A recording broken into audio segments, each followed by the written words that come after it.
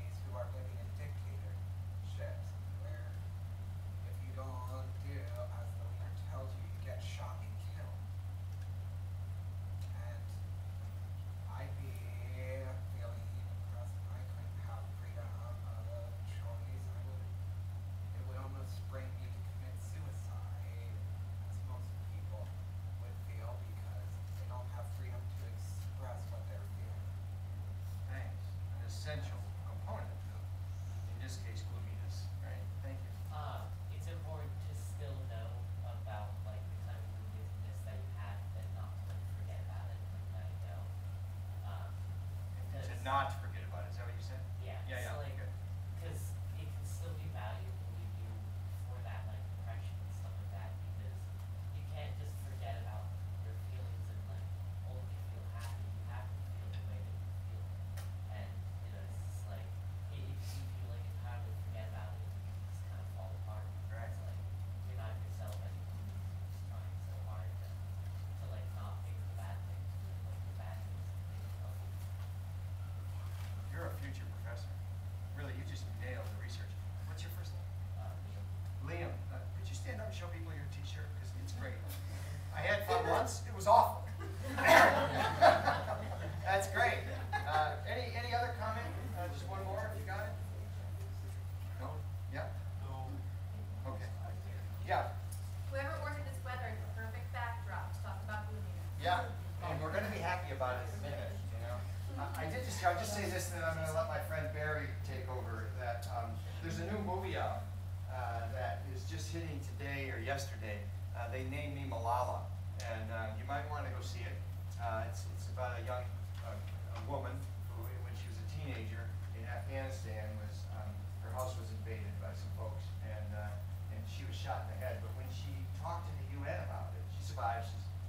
She's good now. When she talked to the UN about it, she said, "The moment I was shot in the head, fear left and hope emerged." That's powerful. The ensemble that's going to take place on one side or the other. Just get up and talk a little bit. Thank you all for having us. The educator, author Jonathan Kozol once noted how seldom it is that we invite young people to express their views on matters that are of real consequence to their lives, and not doing so, not giving them voice, marginalizing them. This becomes even more the case when we deal with other issues that become columnists on their youth, such as disability, or socioeconomic status, or categorizations such as at-risk. And denying them this central role is foolish because they deserve it by reason of their own experience. Could you tell people who you are? I forgot. I forget that often. Yeah, right. I don't always know who I am. That's one of the essentials of doing this. My name is Barry Cornhouse, and I work at the Office of Visual and Performing Arts here at the university, and all of these folks will introduce themselves at the end, so let's remember that too, because they really deserve your attention. That notion of denying young people a voice is exactly what the MU Theater, the program we're all involved with, is all about changing. It's all about empowerment and affirmation of voice. So these young people who come from all walks of life get together to create and perform original work on social justice issues that are of pertinence to their lives. What you're going to see today are just some bits and pieces, some songs and some monologues from the newest work we created together. It's called Between Apartment 2B and the End Zone. An awkward title, but you don't have to come see the show to understand what that's all about. But the 2B is from, of course, the To Be or Not to Be of Hamlet, who contemplates suicide. This is a play about the scourge of teen suicide. 10 to 24-year-olds in that age group, this is the second leading cause of death. So it's a subject that needs to be talked about as uncomfortable and difficult as it is. These very brave young people are willing to explore a little bit of that with you. Without further ado, the MU Theater, or at least about half the ensemble. One last thing I need to tell you, because Isaiah, where are you, Isaiah? Raise your hand. Okay. Isaiah actually does this piece in partnership we call Shadowing with a deaf young man, because it's a piece about deafness. That deaf young man happens to be homeless and was not able to be here with us today, so Isaiah is very here all on his own. And Isaiah has learned some of the signs, so this is good. Okay, so here we go. Okay.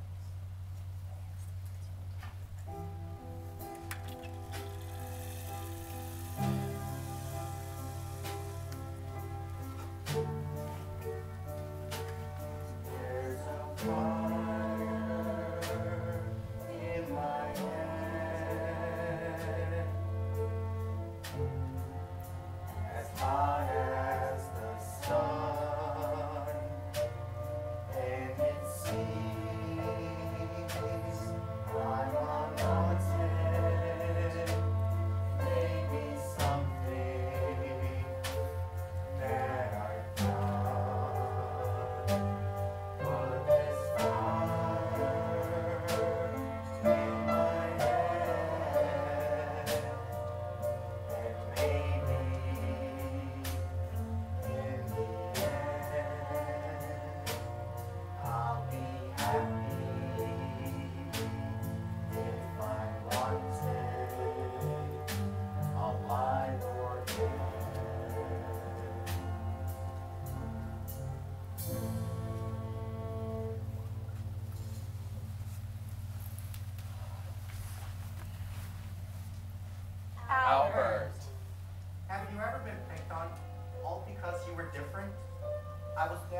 intellectual disability. It was hard throughout my school years in life. When I was a kid, people used to call me Retard, buck teeth. Dummy. and tell me, You've got no future. you hear that enough, you start to believe it, and don't see any reason to go on living. So, why did I stop thinking about suicide? Easy. When I was moving to a new town and school, I felt that everyone was going to pick on me again. But it didn't happen. So, one day, at lunch, a girl came up to me and talked to me. Her name was Sarah. And we became friends, and we talked about everything. She even told me I shouldn't give up on my dreams and never give up hope. Her word opened my heart.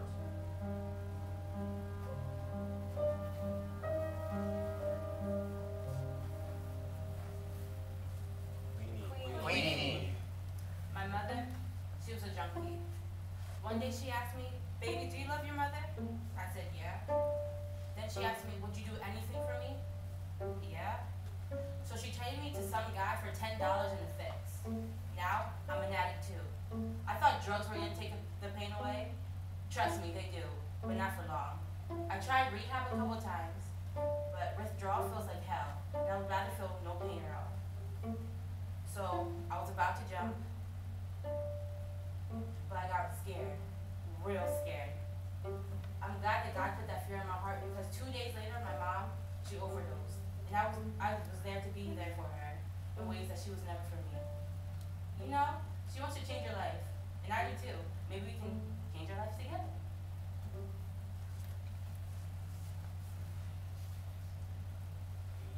Dane.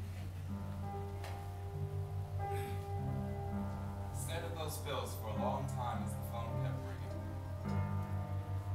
I don't know. Maybe I finally picked the phone up because it was an excuse not to swallow those pills. It was the news of Phil's suicide. It hit me hard. I told him I never wanted to see him again. And now I won't ever see him again. I should have seen that he was hurting too. Except I was too busy. I was too concerned with my own pain. It's one of the worst things about the suicidal impulse. You can't see past your own pain. You don't understand what it will mean to end your life, or how it will affect those around you. But now, knowing the anguish that his death has brought to his family, to his friends, to me, I can no longer consider suicide myself. So I guess maybe Phil's death wasn't completely in vain. I'm gonna follow up on that professional help my friends pushed for. Choosing life.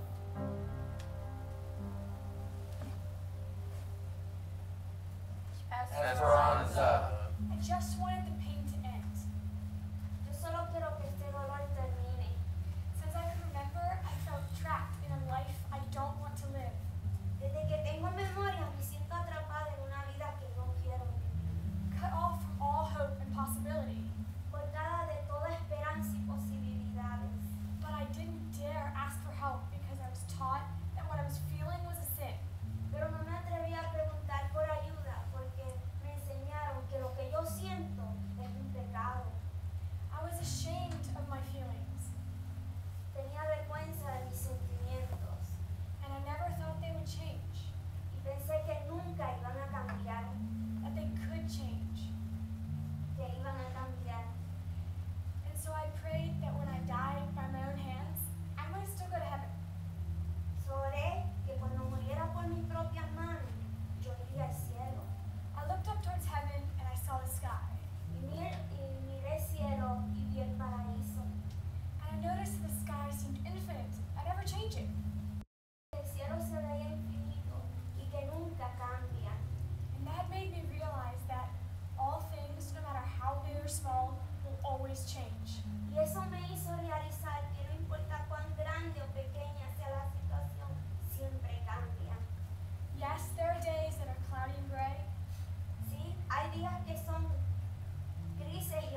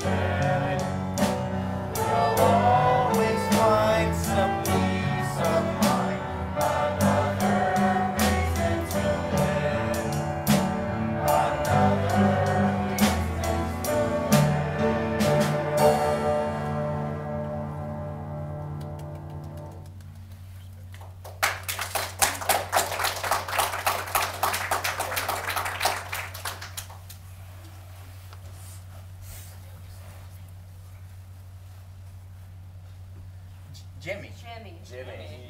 We're usually better rehearsing this. You know, the thing about having suicidal thoughts is that they never truly go away. What you can do is surround yourself with people who care about you and you care about in return. I used to think I couldn't find those people and that no one would miss me if I was gone. But those people are out there. You just have to hang on until you find them. Reach out to those you trust. They'll make a difference.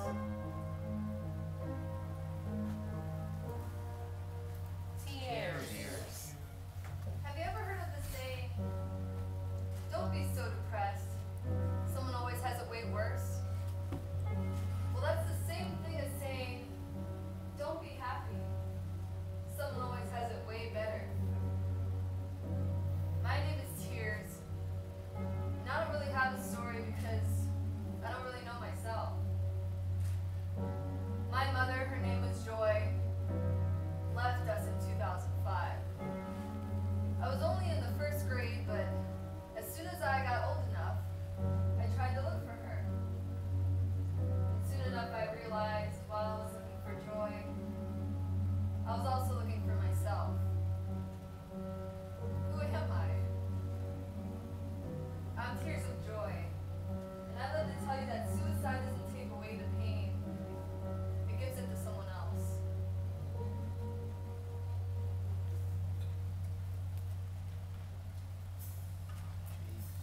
Chase. It's hard to be deaf and a hearing loss. You can feel so isolated. Hearing people don't understand this, but I feel like a stranger living in some foreign land where nobody speaks my language and nobody welcomes me. No matter how hard I try to fit in, it makes me sad and angry, tired of trying. Sometimes, even ashamed. But mostly, it just makes me want to leave. After I attempted suicide, the second time, I was institutionalized. But I was also introduced to these other deaf kids who embrace their death. One even told me that if she has kids, she wants them to be born deaf. They taught me about deaf culture and the beauty of our language. And I now know that you gotta be proud and believe in yourself. Be strong. And I say that loud and clear. Joseph. Things were hard in the beginning, coming here as a life skills student. I sometimes felt invisible, unheard, and not always welcome, even in some classes. I guess maybe that's because a lot of people just don't understand intellectual disabilities. For example, things are going kind of weird at first with my roommate. He tried to be overly nice, and now treats me just like everyone else. We go out for pizza, goof off, and sometimes argue. We're friends.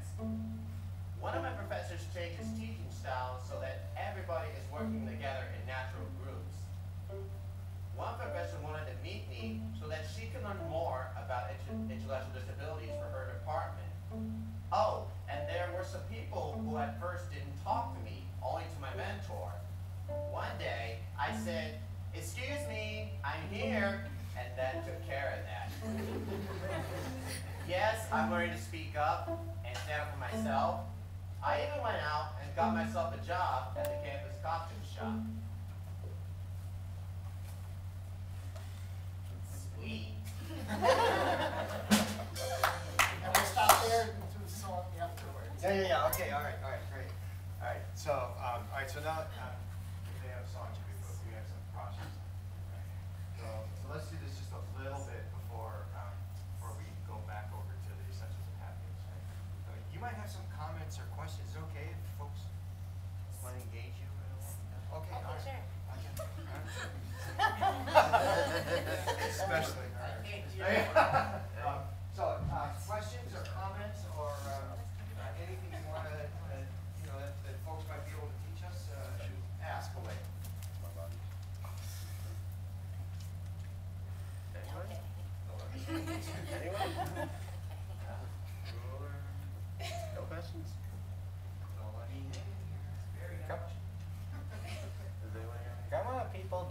I just gave you the best shot. Just come on, tell us. Is there anything you want to ask? We usually don't bite. Yeah, it's okay. You can ask us questions. Nobody? Or share something similar, perhaps, that you might comment on.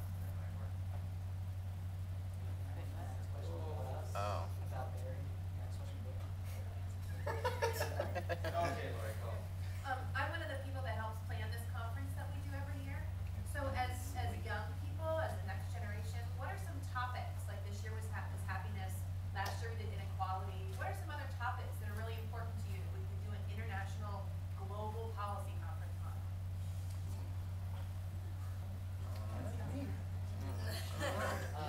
Other than suicide, I think it would be like, there's a lot of problems with like just bullying in general and stuff like that. And ways that schools like have like power kind of thing, like one person may be more popular than the other, and that way they have like more power than the other. That's always kind of been like a problem with the stuff.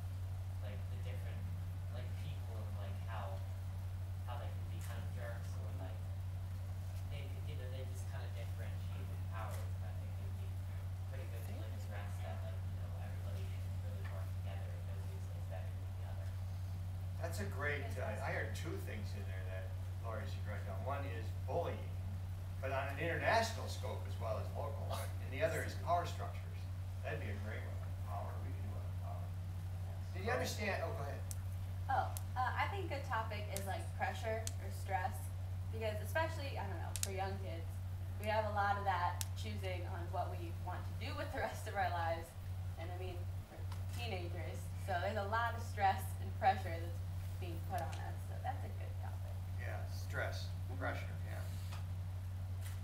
And so our intent here, just as you're coming up with subjects, it's a great question. Is that there'll be subjects, and the question is how can we change the rules, laws, regulations of schools, cities, states, and countries that would improve this subject, right? Any other subjects? I was thinking you already did inequality and stuff like that, but I was thinking about feminism and focusing on the equality between like the sexes. Like an international conference on women, that'd be a great, or gender. Yeah, that'd be another good one. And voice, we don't want to forget, this is an interesting one also, that because part of this session is about the power of voice. You could do a whole session on the policy of voice. That's what you were talking about earlier, right? Anything else?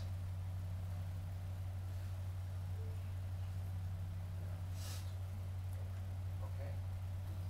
Go. I have a question. So, I remember feeling certain ways when I was of your age, and I thought to myself, I never want to forget this feeling because I don't want to do it as a parent or as a teacher when I interact with people of your age now.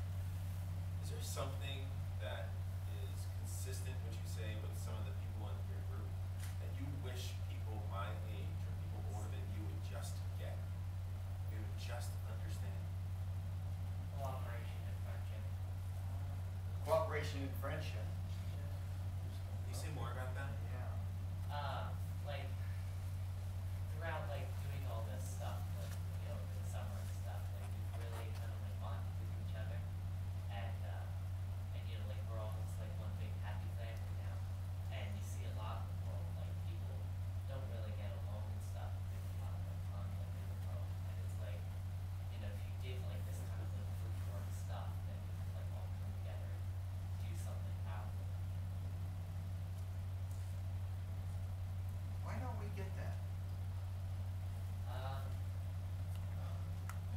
Once you reach an age, I guess people just like kind of branch off on their own thing, and there's a lot of people who have like different diverse feelings and stuff about the world, do different things, and you can't really match people together.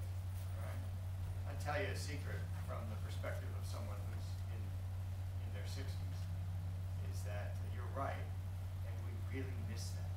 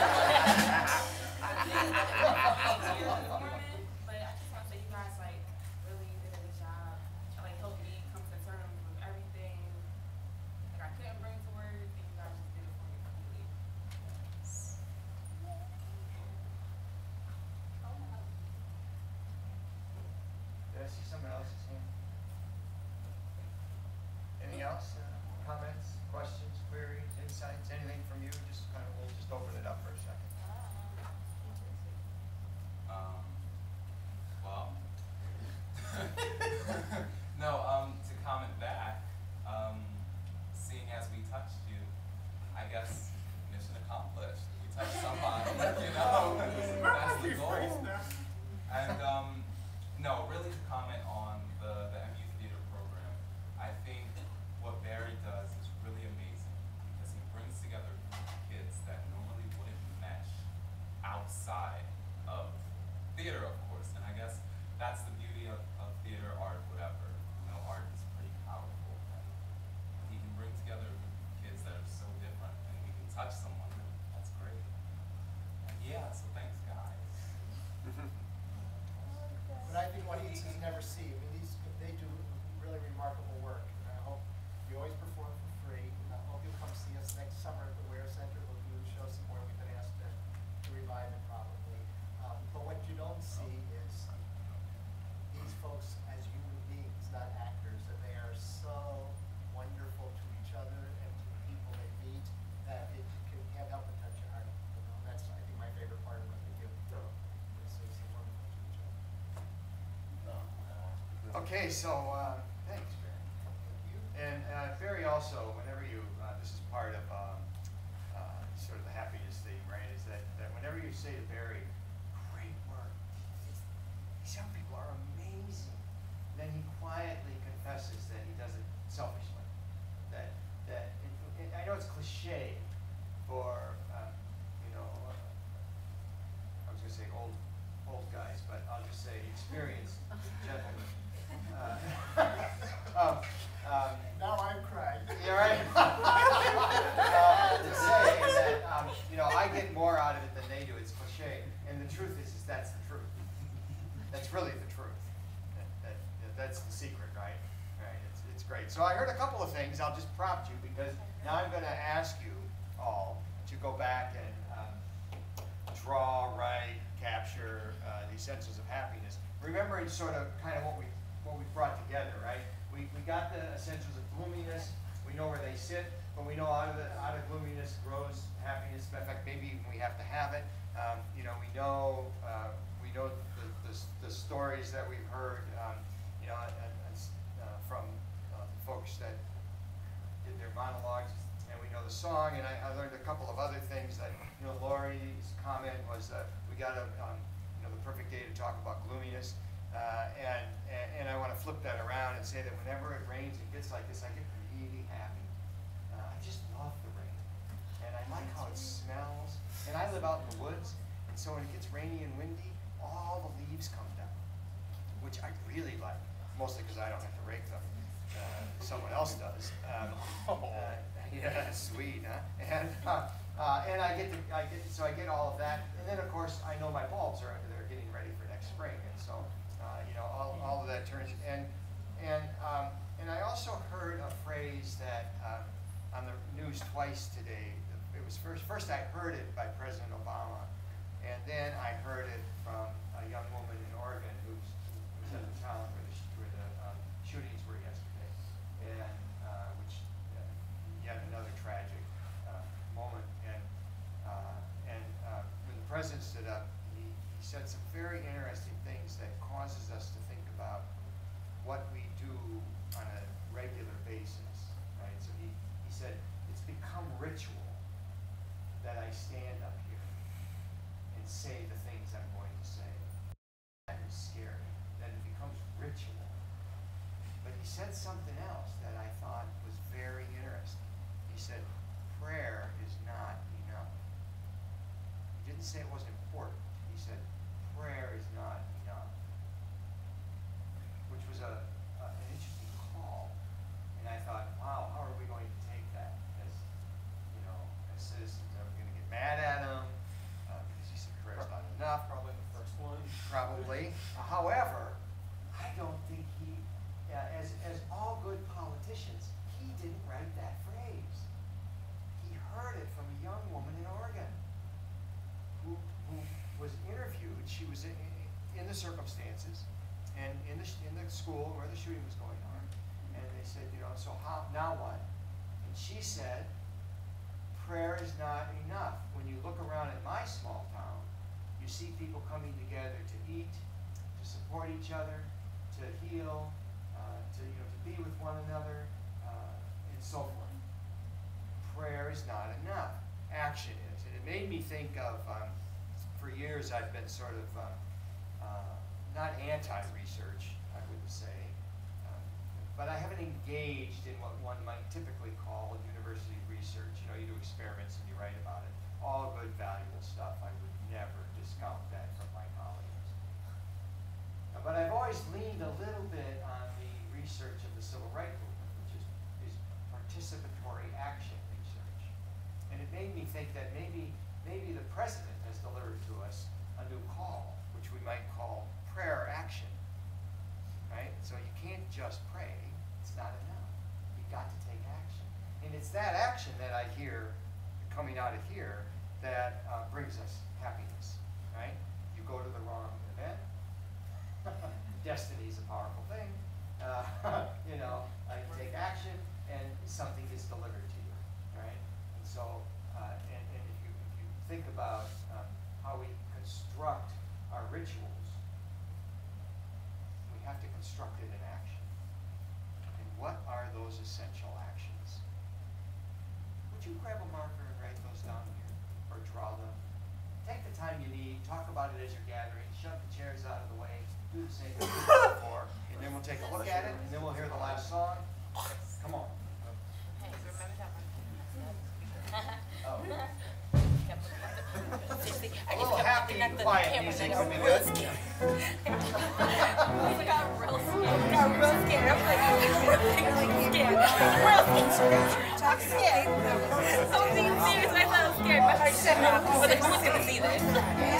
Beyonce will see this? Oh my god. Really? Okay. Because I think it's such a Yes, I will. Is it the national? Woo, Beyonce will see this.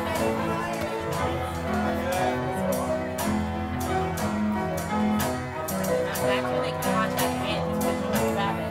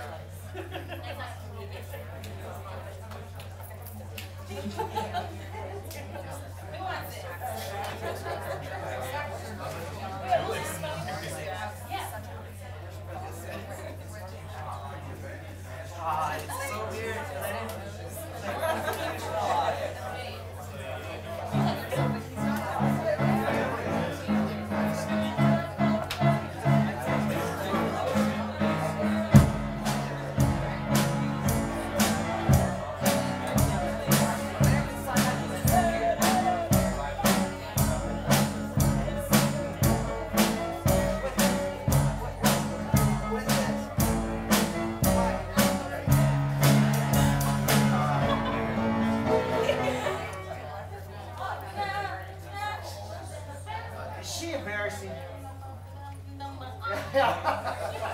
I know, that's why I said. You know how mothers are. Okay. That was great and great music. Nicely done. Let's just chat about this a little bit. So I just want to read this, and then I'm just going to read them out loud, just so that we get a little voice to the writing there. And then if you have anything to say, great. Or if you're the kind of person who hears a bunch of stuff and then kind of thinks at a higher order, has something to say about it, maybe you could say, oh, all of that together is. And I wouldn't necessarily be looking for what in class we talk about as the Miss America answer, that when we're looking for the meaning and the big, what's the meaning of the big question, right? You know the Miss America answer, don't you? But wait, let's try it. What's most important? Oh, go ahead. World peace. World peace. Oh, we forgot the way. World peace. Yeah, right. It's not that we don't all want world peace. It's just slightly meaningful in the grander construct of things, right? So I'll read this, and then we'll see where we go with it. Maybe you'll have some insights. Maybe you won't. If you do, great. If not, fine. And then we'll hear a song and we'll be done. All right. So there's some great stuff written out here. Harmony in your life, sharing, heart makes me think of the poet Rilke, right?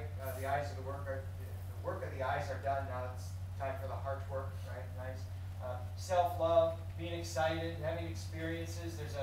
We work with a body of knowledge that lists out sort of the good, the bad, and one of the things that we find when people are marginalized is that they live in poverty, but not just poverty from money, but poverty of experiences. So this is the opposite side, experiential. True supporters, relationships, friendships, acceptance, supporting the ones you love. This is what we were talking about. And it's great when somebody needs you. When my mother-in-law was getting ill, and she said she was going to move out of her house and move into an assisted living place, I made her a martini and sat down and told her that she was obligated to die in my house. You got to be careful what you say to your mother-in-law. She said, why? I said, because my children need to have the experience of supporting me. And that's exactly what happened, right? So this is very important, supporting the ones you love. Free to be yourself, loving oneself, finding peace in your heart, doing something you love, inclusion, being loved. Joy, that's the joy. Is this plus joy? No, this is joy. That's the story. I was gonna write happy, but I saw happiness up there, so instead I want joy. Okay, cool. Joy, purpose, being respectful to others. Notice this is an action, not just a thing. Frequently we got this action theme going on here. Frequently forget that. We're like respectful. Respectful is an action. It's like love. Love is an action, right? A feeling of belonging, peacefulness, family and the bonds, community, family and friends, togetherness. Yeah, but I almost read it differently. I almost read it to greatness, but I see it's togetherness. Is this communication really important, especially if understanding goes along with that, right? And voice, right? Treat yourself with respect, investing in and growing personal relationships, music, finding something that brings you joy, laughter, compassion, and last and certainly not least, somebody on the internet, where are you? There you are, came up and went, look, here's scripture, what you're talking about. For as the body without the spirit is dead, faith without works is dead. Prayer is not enough. I'm glad to see that I didn't violate scripture. Faith, because the lack of works reveals an unchanged life, a spiritually dead. The lack of works reveals an unchanged life, which starts for me to anchor the essentials of happiness. That it's more about supporting people in change, changing yourself. See, it's not giddiness. It's not that. It's okay to end of the road, you're not gonna be very happy. You're just gonna have a sore throat, right? Giddiness isn't gonna do it. So, as I read that, did anything come to mind on sort of a higher order, or you could capture it all in some way?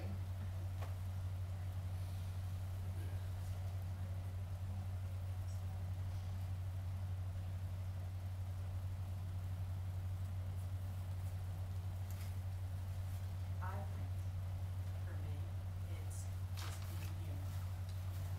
Just being human. Can I poke at that just a little bit? No. And that's my happiness. She said I could. That's just. Yeah, right, right. Go for it. You can poke at her. Because I just wanna, I know you're not saying this, so, happiness is being human. And so, if you're not happy, no, if you're not happy, you're not human, you didn't say that. If you're not human, you're not Part happy. of this, part of being human is both of these. So, you know, it's, the reality of our life is some of this stuff goes on. And it may be the essentials of gloominess, but I really think it's all part of the human experience. Yeah, an essential part, not to use. Not to use your fruit. Right. Any other insights into this? Sure. Okay, go ahead. That it's, I think to me, part of it is about movement, individual and collective movement. It's about not being static. Right. Oh, nice. Movement. Absolutely. There's that action piece again.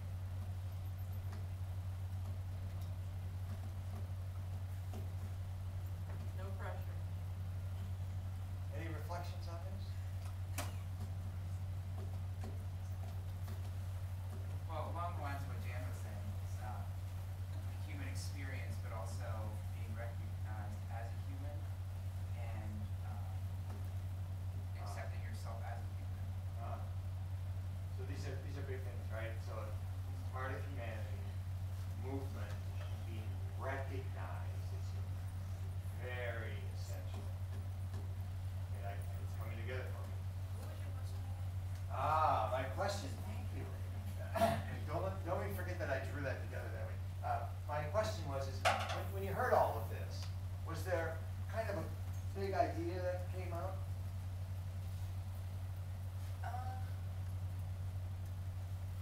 Pretty much for me, I think I realized like there's going to be times where you have events that are tougher than others, but then once you overcome those hard events, you have to like you're happy about it. Like me sitting here thinking about everything I've been through, it's like I'm so happy Been through it. yeah, I've been through it because now even with being in college, you meet a lot of people with different lifestyles, and sometimes things that you've been through, you go through it to help other people, and then you go through it to understand those other people because it's always going to be somebody who doesn't understand you, and then it comes together collectively. Yes, and now we got to understand it. It's part of this recognition, being recognized, understanding. What's your name? I'm undecided, but I'm thinking about business. So would you come and see us? Because we got a different plan. Right? Yeah, go ahead. So when I think about gloominess, I think oftentimes people feel like it's done to them. Done So to them. We're victims. When you think about happiness, the theme that's coming to my mind here is that we have to accept that we're good enough, we're important enough, that we deserve it. So for me, I think it's about we have to accept happiness. Because happiness is rarely done to us. We don't let it sustain us for a long period of time. But we have to be open to it. And I'm thinking about this in a term of this really great philosopher who talks about care. You know, you can care for somebody an awful lot, like just a ton. But if they don't accept your care, that means you're not caring for them. So you have to have your heart and your mind open to happiness and for care and for all these other great things that you wrote in this paper. I missed the word you said at the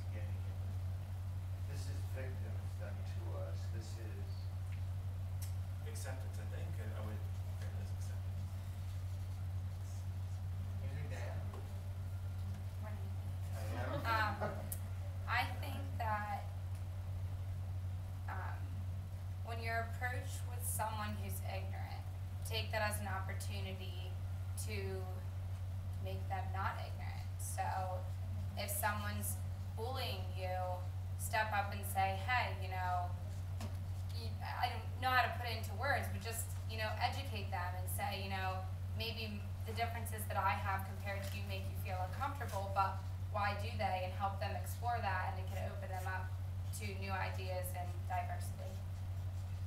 Nice. I added self there. In case you stumble upon yourself as ignorant, you know, you can take that as an opportunity also. Yeah. Right. Self, nice. Yeah, go.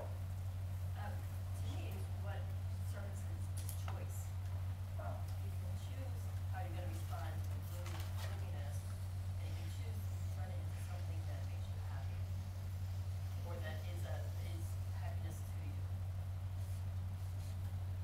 Can I add inform to that? Is that okay with you? Thanks.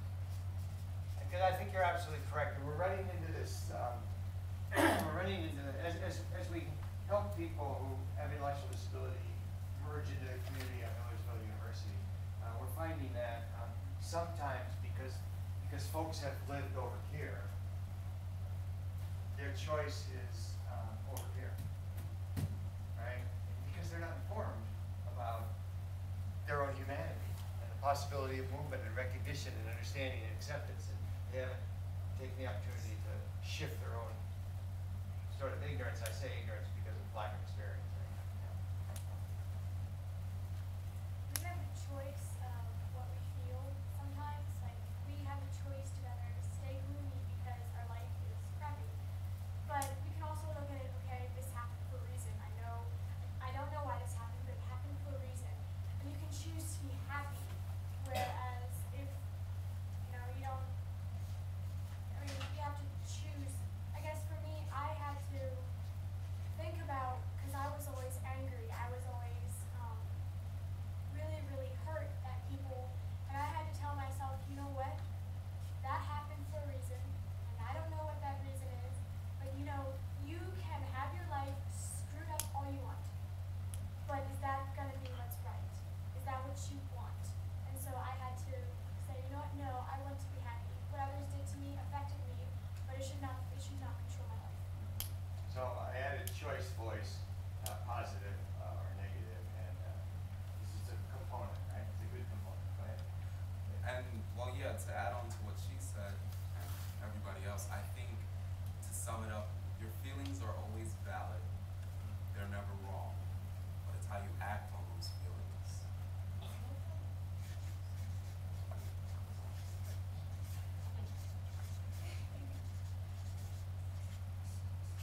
Go ahead, Rosemary. Sometimes we feel gloomy because we decide to bury our past, but when you come and see, our past make us stronger, more powerful. So that's why I think it's like, even though that if you feel down, try to be like more powerful to overcome what you're feeling. Yeah, so that's actually brilliant. So if we bury it, then it just festers, right? But if you bring it out in talk and word and friendship and song and dance, then it brings recognition and then good stuff, right? Any closing comment before we hear another great song? Go. I liked when I had heard in the program, I think fellowship is something that is necessary. I think you're absolutely correct. This is, I don't want, I agree. I just have to ask my friend over here something about that word, right? Is there a word that we use instead of?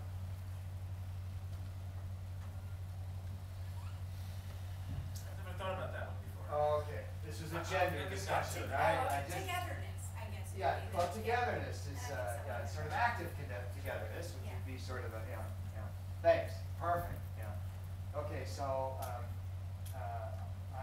I'll close, but I'm not closing, so don't leave, because we get to hear the song, right? All right, so thanks a lot for coming. It's been great, and I hope the message we get is, or whatever message you got, and that components of happiness are action-oriented, and deeply held in lots of principles and values and ways of being, as opposed to. Do we have it? I'll take the stage from. Do this. Ready?